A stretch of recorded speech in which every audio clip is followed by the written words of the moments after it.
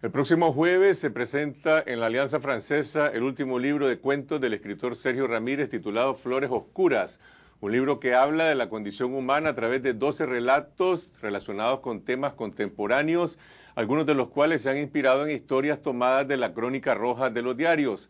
A lo largo de estas 200 páginas desfilan historias de migrantes, exguerrilleros, boxeadores, personajes de circo, jueces y algunos potentados que sin ocupar un rol protagónico en la vida de una manera u otra han sido convertidos en personajes por una conjura del destino y la mano creadora del escritor. Este libro, editado por Alfaguara, ya fue presentado en Buenos Aires, Madrid, México, y la próxima semana se presenta en Managua. Buenas noches, Sergio, gracias por acompañarnos. Carlos, encantado. No sé si empezamos con las flores oscuras de tus cuentos o con este otro cuento chino del que hemos estado hablando en este programa del canal, que apela a una gran ilusión nacional en torno a la cual pues ya hay una danza de personajes, aunque tus personajes están más aterrizados en la vida real. Bueno, esta historia del canal desborda los límites de un cuento. Se presta para una gran novela satírica sobre lo que ha sido la historia del país alrededor de la eterna historia del canal por Nicaragua, que viene desde la conquista. Y hay una gran novela sobre ese tema, que es la de Lisandro Chávez Alfaro, Trágame Tierra, que es la conmoción del país a la hora en que se presenta esta alternativa de la construcción del canal. Y yo he tocado este tema también en mi novela Mil y una muertes, cuando el diplomático nicaragüense Castellón convence a Napoleón III, preso en Francia antes de llegar a ser emperador, de la construcción del canal por Nicaragua, y el propio Napoleón crea lo que se llama la ruta napoleónica. Y en mi novela esta ruta rompe por en medio de la ciudad de León, porque Castellón, que era de León, quería que León se volviera la Constantinopla del Pacífico, y él en sus sueños veía los barcos yendo y viniendo por en medio de la ciudad de León. Este ha sido el sueño malversado a lo largo de la historia de Nicaragua, que nos ha llevado a canales, a tratados como el tratado Chamorro-Bryan, crearon hipotecas sobre el país por un siglo. Y ahora vamos a tener probablemente la ley Ortega-Wang-Jin, que se va a aprobar la próxima semana. Pero vamos a tus cuentos de Flores Oscuras. A otros cuentos, sí. Estos cuentos todos parecieran tener, no quizás un hilo conductor, pero por lo menos un desenlace siempre trágico, triste, pesimista. ¿Es que la vida es así o así la ve el escritor para narrarla? Bueno, yo creo que a esta altura yo me siento situado sobre un mirador en el cual yo puedo ver hacia los dos lados como hacia los dos océanos, ¿no? Ya que seguimos hablando del canal. A un lado yo veo los sueños que fueron construidos a partir de la década de los años 60 del siglo pasado, que es mi década, la década de mi juventud, ¿no? Todo este cúmulo de esperanzas, de sueños, como una gran ola que iba desde los Beatles y los Rolling Stones al Woodstock, al Che Guevara, a Martin Luther King, Malcolm X, a la descolonización en Argelia, Benbela, la lucha por la liberación en África, todo este gran cúmulo de sueños, que esta ola que estalla para nosotros en la Revolución Nicaragüense, y su resaca es la caída del muro de Berlín. Cuando todas estas grandes esperanzas colectivas de la juventud, de sueños, de cambio, de sacrificio, de que los muchachos están dispuestos a dar su vida por el futuro, se estanca, ¿no? Y lo que queda sobre la playa son escombros, cadáveres. La gente comienza a decir, ¿y yo por qué me voy a preocupar por los demás? Yo ahora me voy a preocupar por mí mismo. Se impone el individualismo. ¿Te acordás que Fukuyama dice que ahora se acabó la historia, que la economía de mercado va a reinar para siempre, que los Estados Unidos será la cabeza de un mundo unipolar, de un solo poder en el mundo? Todo esto se acaba también, porque no hay más mundo, no ha habido nunca un mundo más multipolar en la historia que el de nosotros, ¿no? Pero tus cuentos son universales, pero están muy anclados en Nicaragua. La gente puede reconocer personajes, bueno, algunos han sido parte de las noticias, como la historia del migrante Natividad Canda, pero también hablar de exguerrilleros que se volvieron potentados y exguerrilleros que viven en la miseria, otros que murieron en un pleito de cantina. Esta es esta dilucidación que te decía, sueño, antisueño, esperanza, desesperanza, cómo se veía el mundo, cómo se ve ahora. Y para mí la gran parábola de esta situación está en mi cuento Las Alas de la Gloria, donde yo narro la muerte de este antiguo guerrillero que toma parte en la toma del Palacio Nacional el 22 de agosto de 1978. Un monimboceño. De Monimbó, y muere en una reyerta de medianoche de una cantina, asesinado por un joven que no sabe quién es, y lo que están disputando es quién es el más valiente, ya borrachos. Y la valentía está personificada en este hombre, de tomar el riesgo, aventurarse, y el otro no sabe qué cosa fue la revolución, qué cosa fue la dictadura de Somoza. Nació después de la revolución el victimario, ¿no? Entonces, este es para mí una gran parábola, y la otra es la del cuento que se llama La Colina 155, de este hombre que anda robando tapas de manjoles, lo va siguiendo la policía, salta un muro y del otro lado del muro se encuentra otro mundo al que él no pertenece, que es una piscina de aguas turquesas, un césped verde en el amanecer muy bien rasurado y la sombra de un hombre en silla de ruedas que lo ve y le sonríe, que es el dueño de la casa, que ahora fue un guerrillero como él, pero ahora es millonario y él anda robando alcantarillas. Los dos fueron compañeros en el Frente Sur, en la Colina 155. Este encuentro es donde chocan las dos olas de la historia para mí. Y a propósito de ese cuento y de otros, en términos de técnica literaria, en ese cuento vos estás conversando con el lector y le decís, mira, este cuento yo lo podría contar de tal manera o también de esta otra.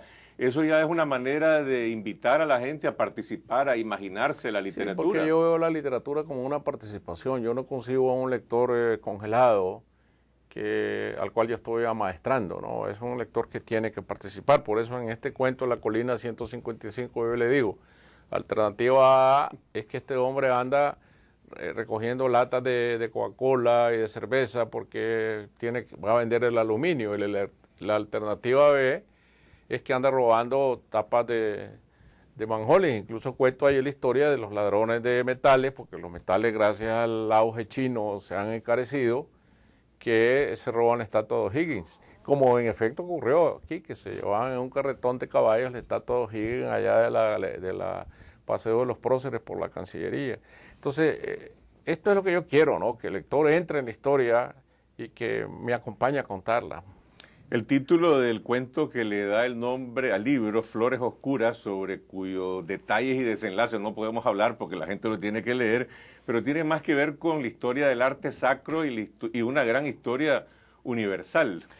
Bueno, muchas veces la vida le da a uno los pies musicales de las historias que quiere contar, como en la música, ¿no? Que hay veces una melodía se construye por un pie musical. Cuando yo terminé una estancia en Bellagio, en Italia, hace un par de años, que fui invitado a permanecer en un mes en uno de los lugares más bellos del mundo, a la orilla del lago de Como, escribiendo, con Tulita, mi esposa, estuvimos ahí ese mes. Al final nos quedamos en Milán una semana y nos fuimos a un museo y antes almorzamos en un bistró, en un pequeño restaurante que se llama Fiori Oscuri, Flores Oscuras. Y luego me ocurrió lo que yo cuento de entrada en el cuento, que yo estaba viendo una última cena y se acercó alguien y me dijo, perdón, ¿me podría leer la fecha de este cuadro? Y yo le dije, con mucho gusto, y se la leí. Y me dijo, no, entonces no puede ser. ¿No puede ser qué? Le dije, que en la otra sala está una última cena de Rubens. Y allí yo creía que este hombre había influenciado a Rubens, pero no puede ser por la fecha. Y ahí termina todo. Yo después seguí en el museo, fui a ver el cuadro de Rubens, pero me dio el pie para construir esta historia. De este hombre que anda por el mundo viendo los cuadros donde está Judas. Y de esa historia la intercalás también con otras que han sido tomadas de la crónica roja de los diarios. Nuevamente aparece aquí un poco el matrimonio entre la literatura y el periodismo. De hecho, el jueves cuando presentes este libro vas a conversar con dos periodistas. Sí, porque a mí me atrae mucho la crónica, pero también usar la crónica como manera de narrar, es decir, aparecer como un cronista que no está inventando, como en efecto estoy inventando, sino que estoy narrando hechos que la vida me dio. Y por eso es que en este cuento, por ejemplo, a Boti Costello, que es el nombre que yo le doy a los perros que destrozaron a Natividad Candia en Costa Rica, el emigrante destrozado por estos perros Rottweiler, yo lo cuento con la absoluta neutralidad del cronista periodístico que toma los datos, no opina, sino que va dándole la historia al lector. Y tratando de despojarme, de armarme de frialdad a la hora de narrar esta historia tan terrible.